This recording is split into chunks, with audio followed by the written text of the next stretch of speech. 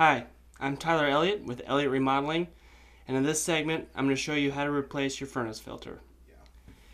In forced air heating systems, the filter is the first line of defense against any sort of contaminants getting inside of your furnace.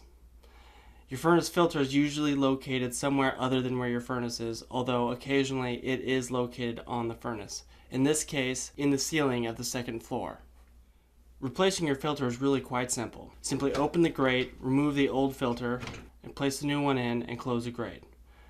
All you need to do is make sure that they are the same size, usually 20 by 25 by 1 or 20 by 20 by 1, either of which are both standard sizes for residential homes.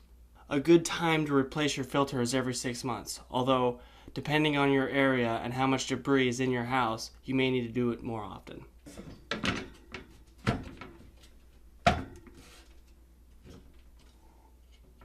Once again, I'm Tyler Elliott, and that's how you replace your furnace filter.